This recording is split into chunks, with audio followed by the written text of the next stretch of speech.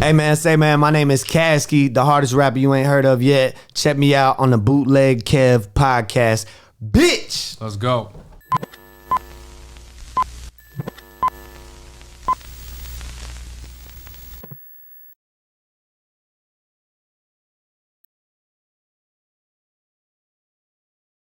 Bootleg Cat Podcast, special guest, Caskey, and he brought Taysty with him. Let's get it, man. You guys, We in the kitchen. You guys definitely are inseparable at this point, huh? Hey man, we got a formula that's working right now. Welcome.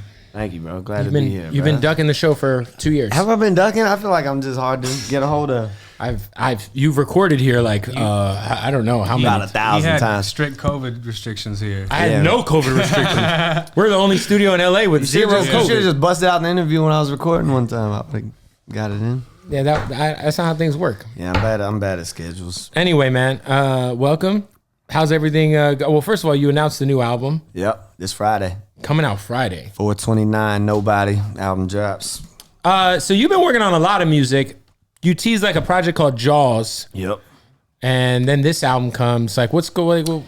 Yeah, I like, none of my fans should ever listen to me when I'm talking about what's coming out next, because Right. He switches up on me every day. I'm I like, talk. all right. I kind of got like 10 ideas constantly brewing in my brain, like albums that I'm working on.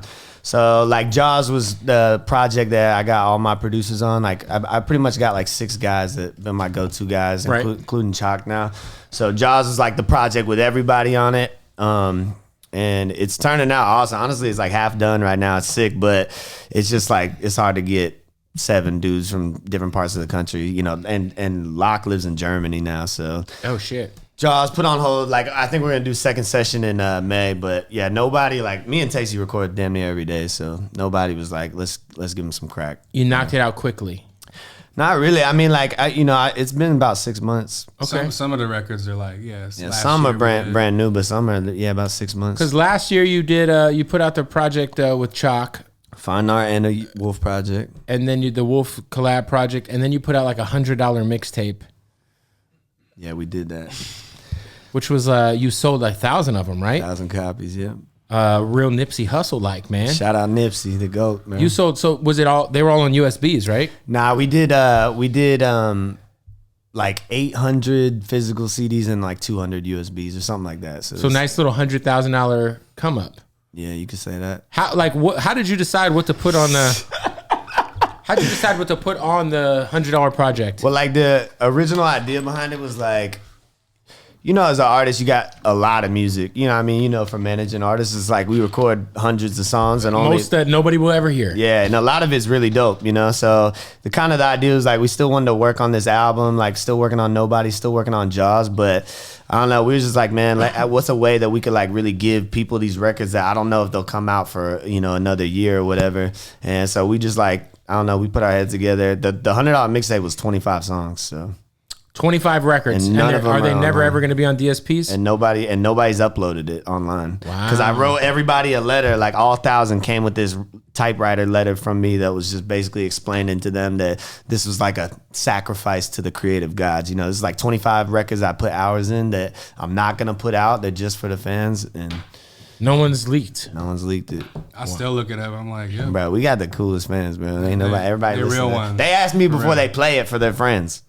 They'll DM me and be like, bro, can I show my homie the tape? I'm like, yeah, rock out. That's crazy. Quick 100 bag, Oh, 100,000? 100 racks. It's a nice come up, man. Oh, yeah, it was great. Me and Taysty been figuring out how to get the bag independent. I feel like we've been pretty creative. Yeah, I mean, yeah, for artists who are watching this, like, what are some of the things that you have figured out when it comes? I mean, obviously you do features. And I love how you address some of those artists that you do features for on Fine Art. I said, I never sold out I never made music just to make a deal, except for every feature that I ever did, trying to only be a rapper and pay the bills. But shout out them rappers, like they kept it alive. I hope they all thrive and win. My feature price too high, you never could buy it again. Yeah. I thought I was, you know, like I really do appreciate all the art. You know, I know some people maybe look at the features and it's like some of these people ain't on your level, but like I don't know, it's all practice for me at Feed the Family. They come with the bag. I'm happy to get it, bro. Yeah, I've seen a few guys you've done songs with, and I'm like, I don't discriminate. The money's blue. I'm in there. The money's blue. I don't feel like it like take away from my brand because I make so much music and I don't know. I'm coming every time. Like every single one of those features, they got a 10 out of 10 verse. So And there's always that respect, like for an up and coming artist, no matter how good they are or whatever, just how And far they come. and I just like get Everybody it. Like, start somewhere. Yeah, like that was my first. Like my first foot in the industry was a paid feature. It was actually Jelly Roll. That was the first and only feature I bought. And that was like my foot in. So What year was that? Like 2012, Dude, that 2011? was 2012. Yeah, actually, Highlight saw me last night and showed me a video of me and Jelly from fucking 9 years ago. I was like, That's so crazy. Because I first met Jelly in 2014, 13. yeah, he was. I paid him like, I hope he's not mad at me for saying this, but I paid him for like $250 at first. He was like, man, fuck it. He fucked with my managers. He's like, shit, pay for my studio time and I'll come do it. So Oh, wow. that was like my first like foot in, I guess, to the game. Was that before Cash Money? Yep, pre-Cash Money. Wow. It was, the song never even came out. It's called They Know. It was like, bro, I'm in a XXX white tee riding in these donks in Florida and shit. Yeah. Like it was So you put out a mixtape and make $100,000 selling 1,000 copies. allegedly. Well, everyone's got to get paid off of it. Allegedly, we made 100 racks. Allegedly. You'll do some features. What are the other things you're doing to... Shows, streaming. I mean, streaming bag is You're every. making beats too? You guys are making beats too Me together? and Taysty. Well, Taysty taught me that he'd make a crazy bag off of beats, and like he's been teaching me production here and there and shit. So we put a beat tape together out. We made. I'll tell you after the show how much we made out there. You're ducking the IRS. Is what's going on here. Yeah, it was a chunk. So we made good money out that. Streams. I mean, the Wolf album increased me and his pockets about double. That Wolf album was a nice little game changer for you. You feel like? Yeah, shout out to Yelawolf. I just want to say he's the only and the realest artist for being one of the few that like gave me public love, but also put a bag in my pocket. You know, besides Birdman, ain't nobody ever done that. So Right. he's real for that. Real love. Big real. bag. Yeah, and he doesn't work with like anyone. Nope. Hell, we've been waiting for him and Ritz to put a project out for like 12 years, and I wonder if that'll happen. it's never gonna We've happen. been talking about part 2. That'd be fire. He's in his rock mode right now, and I'm in album mode. But at some point when it's necessary, every time I send him a record, he'd be like, "Man, fuck Who you." took the lead on those songs? I took the lead as far as I chose all the beats. Like Taysty produced did, 90% of it. Yeah, like we pretty much were at Tasty's house picking beats out for a couple days. So I came with like the creative direction as far as like beats and like what I kind of thought directions were gonna be, but. I mean, as far as the records go, it was pretty much even. Like Wolf, the intro, Wolf wrote his verse right when I played him the beat. He wrote that shit in about 10 minutes, and Yeah, I feel like Wolf really brought the bars out of him. Like, yeah, he turned up. real talk. So it was pretty. I mean, it's pretty even as far as like the writing and shit went. But he kind of like gave me the go-to to just kind of forefront the direction of Yeah, I it. feel like lyrically you had your sharpest year last year because I feel like Fine Art was very much like a very heavy on the bars. Yeah, like what it was that when, I've been recording myself for a long time. So a lot of times you get in there, kind of freestyle your vibes. But when I was in Nashville working on the Wolf album, like they record everything analog and or like through this board, so like no presets on your vocals. So I kind of just had to get back into like my writing bag, and then it just kind of like reminded me like, I'm fucking top tier when I do that, so. Right. Yeah, I think Fine Art and that, yeah. Do you feel like, because I feel like you'd always kind of been doing your thing independently, but I feel like from the beginning of the pandemic, you had The pandemic brought the hustle out you and never was in you. Pandemic just turned us up. what the fuck is the name of the, we ain't scared of no police, bitch. Martial law. Martial law. Yeah. That was like, That was I our feel biggest like, record. I was going to say that was your biggest record up until the Wolf album came out. And Which was like, thank God, because like my biggest record prior to that was like a record. you from recorded like that here? Yep, we did that here. Yeah. Yeah, we Shout did out the we did the Bootleg vibe. We were recording here right when the pandemic was starting to hit. Yeah. And then I was like, yo, we should do a fucking pandemic themed tape. We came up with all the song titles and then knocked that shit out in like 2 days. It's crazy because that song came out like a month or two prior to all that like civil rights stuff with the Black Lives Matter and everything. So it was just, we didn't plan none of that. It was just, crazy timing. that was like, I feel like you were one of God, the first looking guys to put a pandemic, everyone had a pandemic project. Yeah, Money Man had like it 3 kind of of got them. played out at some point, but yeah. But not like, do you feel like, because I feel like you've had the best 2.5 years of your career since the pandemic started, or 2 years? Yeah, you know what's crazy is that like my bag kind of slowed at first because, you know, like the pandemic hit right when we were finishing up this tour. So like tour is like a third of the bag. Right. You know, as an artist, you got like streams, merch, tour. So like I felt like a third of the bag was gone. Right. And then we just, I don't know, me and Taysty are addicted to money. So we're like, yo. Once them stimulus checks started coming, everybody had money. We was selling features, beats. We taking all the stimulus money. We got every rapper's stimulus check. Yeah. Nah, like honestly, it brought the focus back to the music, which was dope. And then the Wolf shit happened. Like, I don't know. There was just a lot of like pivotal things going on in my life around that time that just all added up to that. We got to stop the interview real quick, man. Shout out to our sponsors at Blue Chew. The good thing about Blue Chew, not only does it make that dick fucking, you know what I mean? Get that thing swinging like it never swung before. But what I love about Blue Chew is it's all online, man. You know, usually when you want to go and get some of that, some of that good, some of that Blue Chew, maybe some Viagra. First of all, it's got the same exact active ingredients as Viagra and as Cialis, but you don't have to go into the doctor's office to get it, all right? All you got to do is go to bluechew.com. You have an online consultation, and then they discreetly send it to you. And it's also discreet billing. You know what I'm saying? It's crazy. Let me tell you something. Maybe you got a first date. You want to make sure you blow the back out that thing. You know what I'm saying? Woo! Pop that Blue Chew. It's a chewable form. Some people don't like swallowing pills. Ladies are going to love to swallow you, though, once you're on that Blue Chew. I'll tell you that much, bud.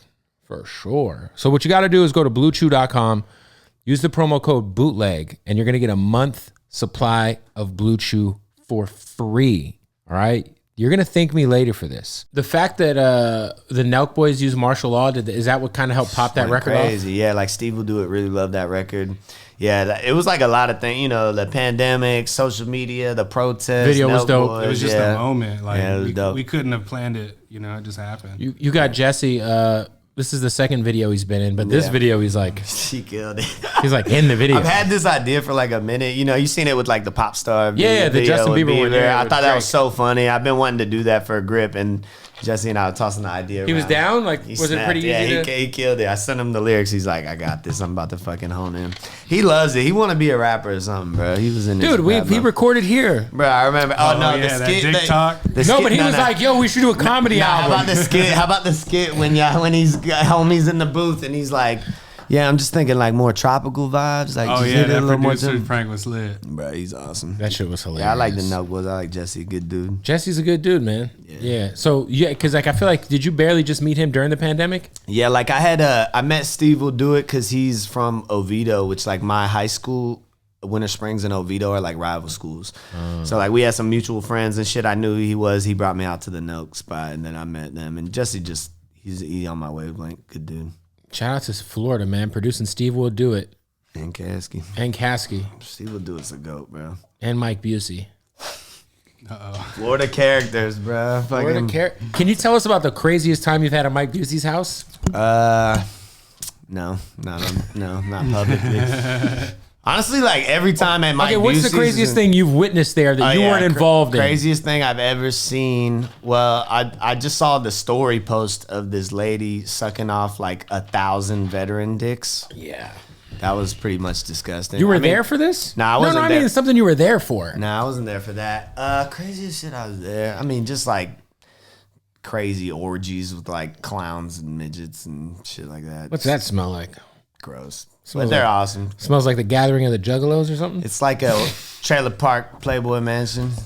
Yeah, shout out to Mike, man. Mike Busey's an absolute legend. And honestly, one of the like kindest people to me. Got a big heart. Big heart, like put on for me. Just good dude, man. Solid dude, man. Yeah. Let's go back. How did you initially end up linking with Cash Money? Like what was it that you were doing that put you on Birdman's radar? Super random. Couldn't even plan it. Like I did this feature for this kid, my homie Noel, Kid Famous at the time, and he was being managed by DJ Nasty, who was like right hand with Khaled. Yep. Good dude. We talking about DJ Nasty from Orlando? Yep. That's my bro. And Nasty hit me up and was like, yo, I got somebody that want to check you out and shit, Birdman.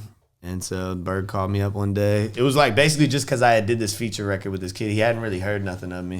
And then he was like, man, come to Miami. I want you to play me some records. And then it was just kind of on and popping from there. Super random. Birdman offers you a deal. What year was this? 2013? Fuck yeah. Yep. 2013. Yep. Did you even like look at the contract? I sent it off to the lawyer, but I was like, yeah, whatever it says, let's go. Like, and honestly, like Bird, like our relationship was different. It wasn't like all businessy and labels. Like it was just him being like, yo, shit, I want to be a part of your career. Like here's a bag.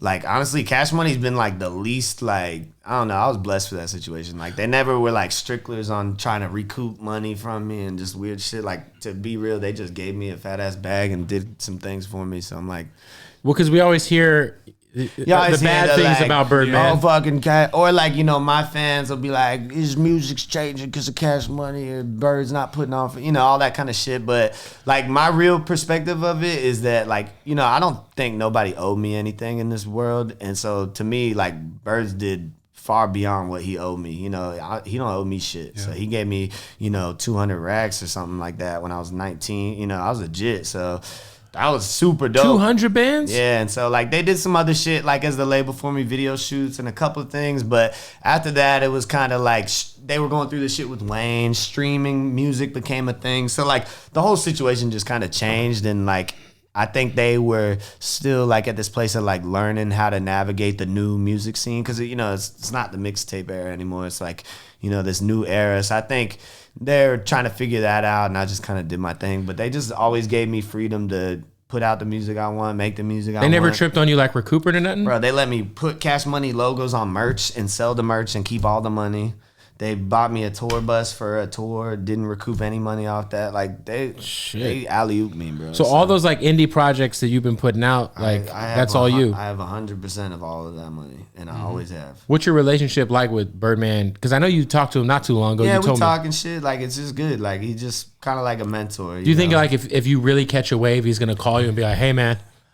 Yeah, and I'd probably rock the fuck out. Because to me, like, he just is real solid. Like, from whatever people's perspective is on like what the label could have done. But I think people have this like perception that like a label could really make you poppin'. And I think there's more things the label could have done maybe to be behind shit. But I'm like, I think really the burden falls on the artist, and I wasn't really ready to carry that burden at the time. So, I was just legit. So there wasn't really much they could have did. I feel like they did a lot. And if I was ready at that time. There's also like a weird white rapper era, low key.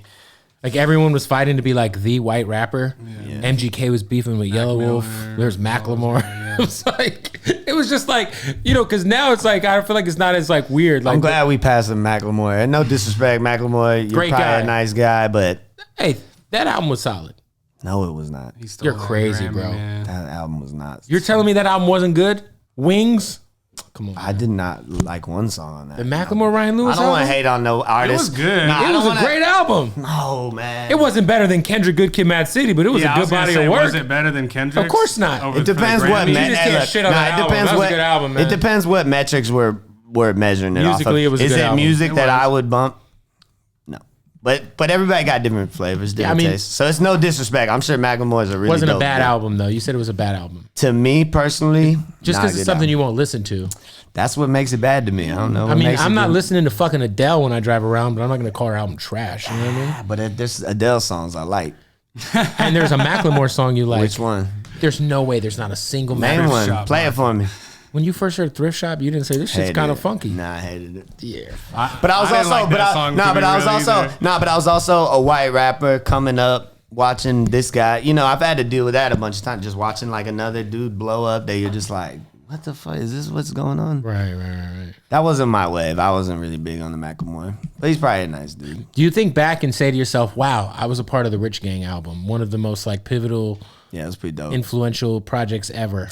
Yeah, I was excited to be a part of the whole moments where like Rich Homie and Thug were popping. That's what I'm saying. Because I was around all those in those studio sessions and just like, missed that wave. It was dope. So you were in the sessions with Rich Homie and Young Thug? Yeah, they did that like Milk Marie one in Orlando. Oh, that shit was so hard. They did that one in the studio that I recorded at in Orlando. Yeah, I was there when they made fucking Lifestyle. Really? Yeah. What was that like? Crazy. Everybody knew it was a hit. Bird was like, this is the one. Like, we all just were like, who took the lead on Lifestyle as far as Thug.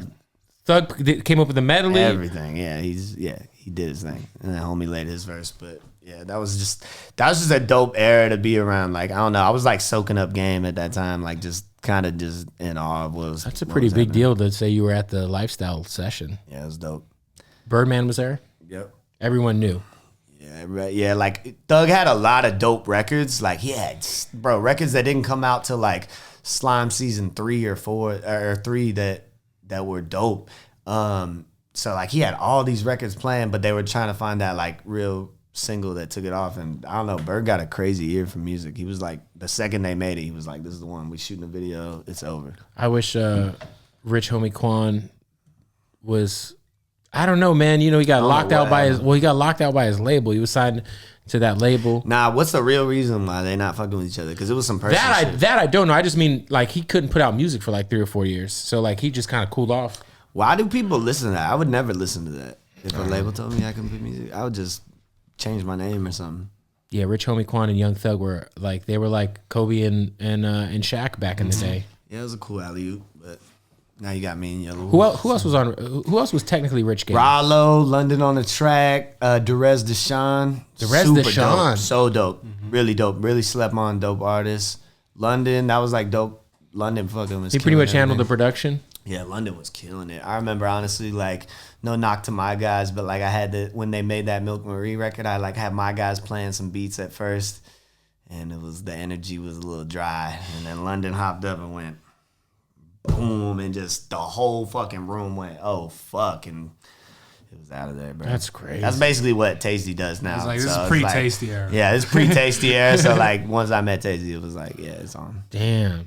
Do you still work with any of your old Orlando producers? Hell yeah. All my guys, and they've all like improved and gotten really dope. Like everybody's on Jaws pretty much. Mass, Hector, Tony Chalk, Lock, Taysty, Grant, Angel Hill, me. Pretty much the whole album. Yo, we got to stop the interview real quick. Tell us about, I'm going to tell you about our partners at MyBookie, man. Make sure you go to mybookie.ag right now. It's gambling season. NBA playoffs are about to start. What are we doing? You can still get your futures in on the MVP vote as well. You can bet on everything at MyBookie, man. So look, what you got to do is go to mybookie.com right now. Just go to MyBookie, use the promo code BOOTLEG when you sign up for a new account. This is important. When you sign up for a new account, use that promo code BOOTLEG, and they will give you a deposit match, free money, up to $1,000. So if you sign up and you put $200 in, they're going to give you another $200 to bet with. 1,000, they're going to give you another 1,000 to bet with. Let's go for the Suns all the way. Just throw all your money on the Phoenix Suns, all right? And then bet that the Warriors won't make it out of the first fucking round because Jokic is going to fucking pound them in their ass. Probably great odds on that one. Anyway, mybookie.ag, MyBookie, just fucking Google the shit. MyBookie, use the promo code BOOTLEG, and they will match your deposit free money up to $1,000. Would you ever sign an artist? I really want to. Yeah, I'm like still fine tuning and learning the independent game, but I feel like once I really feel like established and I got like enough bag that I could put behind the artist and blow it and it not come back, then I'll dump it in. But I don't know. I feel like I got a good ear. I'd sign Angel. Angel Hill? Yeah, he coming on Black Sheep. Shout out to Angel Hill. He's trying to steal your artist. He coming on Black Sheep. Let's share him. Nah, for real. Let's get him to not move to Springfield, Missouri. Oh my god. Well, my thing is that I don't like. I want to sign artists that I believe in and just have like a different type of deal. Like I just feel like all the deals that are going on right now is like either labels trying to take too much or it's an advance on your money. I feel like there's ways to sign artists, make your money back, make money, and then be rich as fuck. So shout out. Yeah. Hey, listen, man. I think like it's always tricky when you're like a super active artist, still trying to make it, to have another artist under you, because it's like, I don't want to do that. You know what I mean? I don't want them to feel hindered by me, and also just like I got a lot of ways to go. I'm like selfish right now. Because you'll see like an artist, they'll be like, yeah, I got a label. They'll be like, bro, but you ain't even all the way like there yet, bud. Like your damn self. I'm gonna do it the right way, you know? Yeah, it's like, I really want to have that like Billboard hit. That's why Yo Gotti is working so well, because Yo Gotti established he wants everyone to be bigger than him. He's already done it. You know what I mean? Yeah. So in time. So you go from being on Cash Money. Yep. Fast forward, you drop a tape with Yelawolf. You're kind of like, how have you navigated not getting stuck in the white rapper box underbelly? I feel like everybody in that box knows I don't belong in that box. Like they still try to put him in there. Nah, but like I'm be real. Like everybody in that box at some point or another has acknowledged that I'm meant to be bigger than that box. You know, like all my homies in that. You know, I fuck with everybody in that lane. But I don't know. I mean, the Birdman alley. I feel like Jelly Roll broke through the box. Jelly Roll broke the box open. He broke the box open. I think. I mean, I've tried to do my fucking hardest to just not be associated with the whole like that scene, but. I don't know. It's like the Wolf thing kind of like put me in the dialogue because Wolf's like the GOAT of that scene. Yes. But there's a lot of people like under Wolf that are just corny and just very weirdos. much so. I feel like what Wolf has done for white rappers as well is really branched out. You know what I mean? So it's dope that he's brought you up. Yeah, like I'm glad if anybody co-signed me, it was Wolf because he understands, respects the culture, has honored the culture. Like, you know. I fucking hate the rest of that scene, to be real. But yeah, I'm not gonna lie. Like, to hate on him. A lot of that shit is cringy as fuck, man. I'm just like, I can't. They just hit me up to have, I don't know, some fucking dude on, some country ass rapper. What's his name? Upchurch or something. I was like, it's a hard pass for me. You know. It's a no. I don't got anything personal to say about Upchurch because he hasn't. He seems like a nice guy. He seems like a dope dude. I just can't have no MAGA rappers on my fucking show. I don't like any of the blurred lines between like, I don't know, like it's the political. They're ripping up Black Lives Matter signs. All that shit is crazy. I'm like, that's wild to me. I don't know. It's like that dude who I fucking when I was living in Tampa, that fucking weenie motherfucker who you were talking shit to. Hold up. The fat guy. The real fat, ugly dude with the tattoos. Forgiato? Forgiato Blow. I fucking hate this scene, bro. I'll say when publicly, Florida, I don't like none of Forgiato Blow's music. He had blue hair. Yep. And he was from St. Pete, but nobody in Tampa fucked with him because he was like a goof. But I think he came from like a rich family or something. I don't know. But then all of a sudden, he's like... a Trump rapper. He's like a Trump rapper. Here's the thing, bro. It's the craziest shit I've ever seen. I watched a lot of white rappers and just people in general. They like find this niche that's going, and then they sell out their whole brand for this niche. And they just dig in because it's like... One thing I'll take being at the level that I'm at, because you know some of those guys do numbers now, or they're doing 1 million views. But I'll tell you what, I'll always take being at a lesser level to keep my integrity high. Like I don't have no desire to like hit certain number accolades or like, you know, I think I'm one of the dopest artists out there, and like my whole mission and pursuit though is just like on my own artistic path. I'll never sell that short for some trendy like thing. I don't know. I just watch all these low hanging fruit, man. Exactly. I watch all of them turn from like street rappers to like Trump MAGA political rap. Like that shit is mad corny to me. They're just taking advantage of that like whole movement. The shit is people crazy. That are like die hard, and the shit is atrocious. Yeah, it's like the worst music. To me, all that shit's trash. So it's annoying that I even get like brought into dialogue. I got all these YouTube channels. It's because you beef with those guys, though. I didn't beef with them. But you put a diss record out. Which one? Didn't you put a diss record out? Which one? What do you mean, which one? Motherfucker, you know. You guys Which did a diss video. record? What's with the... Are you talking about I Got Time Today? Yes. Hold up now. That wasn't to get me in the dialogue of the white rapper shit. That was because this bitch ass motherfucker made another record about that. I just was proving that was like me being in the gym and just being like, hey, let me show you that I'm way better than you. Well, those guys are like really bad at making music. So I don't understand any of it, honestly. Yeah, I don't know. The whole thing is like, I'm just like... It's just like cringe theater rap. It's it's like rap that like you have to watch. Theater rap. I call it theater rap because you gotta watch the video and listen to the fucking ridiculous shit they say, and then you'll never listen to the song again. Shout out to the QA non-rap subcategory. Fuck all of y'all. Please diss me some more so that I can be separated further from y'all's fan base.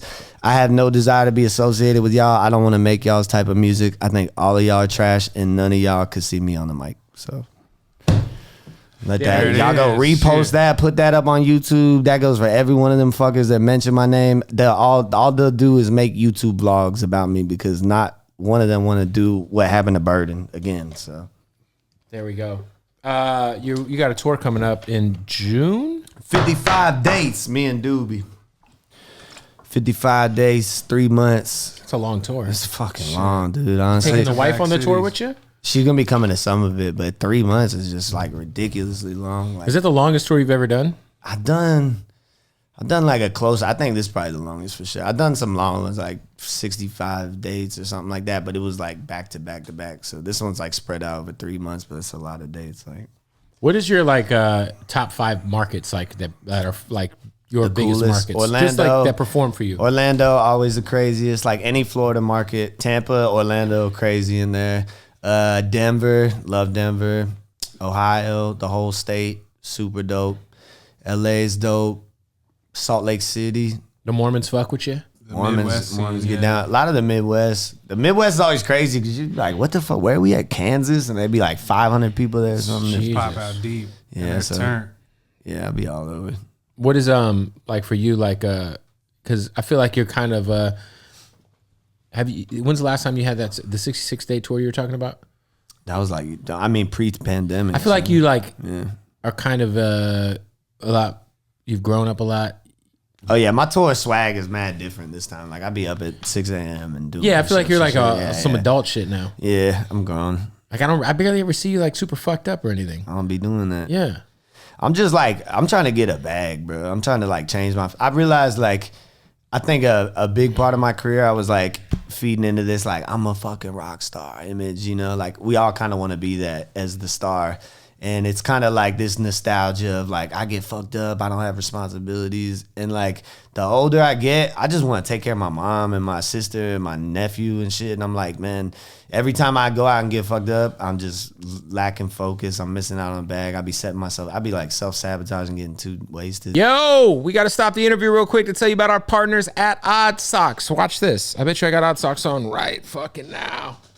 Oh yeah. You see them bad boys? These are what we call the Odd Socks basics, the ankle socks, all right? Go to oddsocksofficial.com right now. Put the website up. The promo code's Bootleg Kev. You're going to save 20% off at checkout. They got so many crazy-ass socks. We got Twizzlers, fucking Halloween. I mean, these are kind of satanic. It just says demon. They were like, let's just do a generic demon sock. I mean, this is kind of like I guess like if you were in the 80s in Miami doing cocaine off of a stripper's asshole, Jaws, Pepsi. I mean, listen, Breaking Bad, Nickelodeon, we can keep going. But what's most important is Odd Socks is our family. Look, if you support Odd Socks, you support the Bootleg Kev podcast. So go to Bootleg Kev. Well, you can go to bootlegkev.com and just check it out. But you could also go to oddsocksofficial.com. Use the promo code Bootleg Kev and save 20% off at checkout. Do that shit right now. All right, let's get into the interview we've already been inside of, but we're gonna get back to it right now. Did you ever have like a crazy drug era of life where you were doing? Yeah, for sure. Like I'm coming up in July. I'll be 3 years sober off of hard drugs. What was like your go-to hard drug? Like Molly and Coke. Molly, Coke, and alcohol and like perks and shit like that. But honestly, like I didn't like think I was going that crazy, but it was like right when I met my girl, she was like, what the fuck, this is your lifestyle? And I was like really started looking at my lifestyle and I'm like, damn, I be in the studio till fucking 3 a.m. off of Molly. I come in and sleep till drinking every night. Jesus. I think it was a lot of drinking. Like that was probably the biggest. So probably a good way, like with all the fentanyl shit going on, probably a good time to I'm out. Step actually away. Yeah, rest in peace. I lost a couple homies to that shit. 3 years? Sober from hard drugs? From all hard drugs. We do not consider psilocybin hard drugs. I was gonna say we did. Mushrooms. Now I've got the sober time under my belt, so I'll go celebrate and drink some champagne or something like that. Like I'm not. But you're not fucking busting down rails in the bathroom. Yeah, no, I'm cool on that. You know, trying to get rich. All the drug energy be like weirdo energy too. The older I get, the more I be like, y'all a bunch of fucking weirdos, bro. Like drugs make you weird, bro. The more time I've had being sober, the more like, man, I'm focused on my family, my health, my music. Shitting on MAGA rappers and bro, leave those guys alone. I've been on your fucking come at me, man. Bro, I've been on this motherfucker's head telling him like, he's like, stop associating yourself with them. I'm like, I fucking hate them. I'm like, let me diss them all. Stop acknowledging them because I told him they're gonna put you in that because I was like, they're gonna associate you with that shit, even if you just leave them alone. But he wrecked them. We did it in like. We made that song in 30 minutes. Yeah. Shit on his life, video and then like all the other shit like. Calhoun and these fucking weirdos, they just made vlogs about me. They don't want to diss me, man. Some super weenies, man. And that dude's like 50. What's funny is that I made a joke to my homies, like, he won't want rap smoke, he'll go make a YouTube vlog. And that's what he did. And I was just like, all right, I won just off of that. I don't know. I don't make vlogs about people. Like if I don't like you, I'ma just avoid. I'm over here. Just leave me the fuck alone. They're over there. You know what I mean? The fuck alone. No part of that. Away the fuck. Keep all that weirdo shit away from me. That's why, like, you know, because like my guys are like you, Doobie, Ritz. Sometimes people be we're like teetering. We're like teetering because we're from the South. We're from the. Well, we have some overlapping fans because I'm from Florida. We from the South. We're white. Jelly Roll's my dog, and I know Jelly Roll's friends with. And those there's guys. people that's like, whoever want to be friends with them. To me, I didn't do nothing wrong. Like.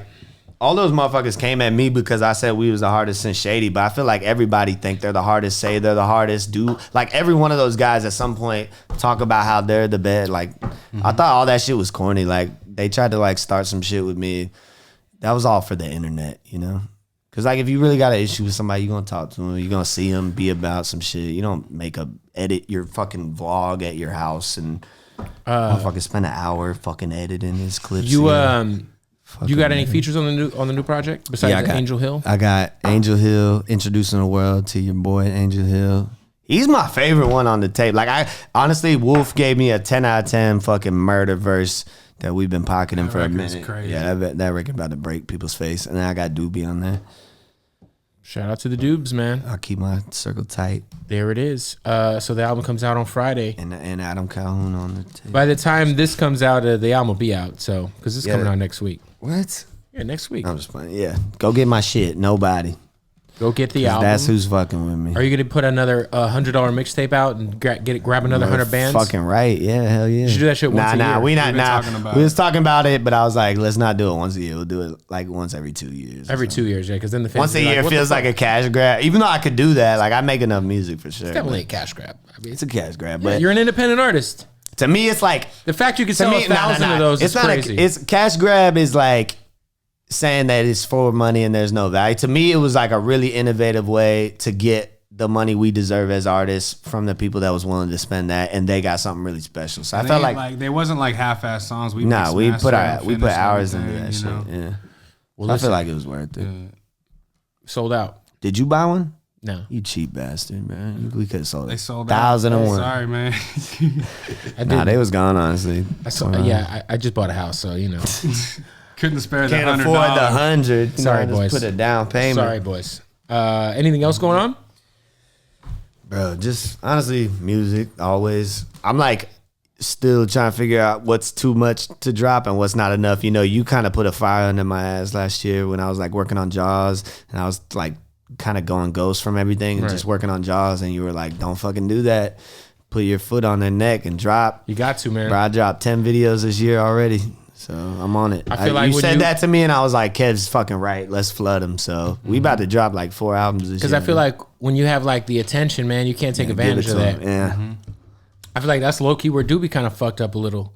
Because Nah, Doobie kind of chilled. Timeless music. No, he makes timeless music, but he chilled out for like. Watch his bounce back, bro. Watch his bounce back. No, I'm not saying gonna look insane. Doobie's gonna be fine. You guys are about to tour, do 55. I just mean like he just kind of like disappeared for like a while. You know, I'm gonna be honest though. I like envy artists like Doobie or like certain artists that I could think of that have a really big loyal fan base and they've only dropped like 2 projects. Cause I'm the opposite, you know. I'm like 12. Run that shit up, man. I'm in 12. The way I look at it is, everybody if you're got independent, path, the more pieces to your catalog you add, the more your residual bag is every month. My bag go up every drop, so that's keep dropping till it's up there. We'll go get the album. It's out right now. Nobody's out. Taysty. Kev, my fucking guy. In the kitchen. His artist Angel Taysty Hill on my Beats. album. Absolute Savage. My boy Taysty Beats, the best out. In the kitchen. Boom. Can we get some studio time? What's up? Later tonight. Let's go, man.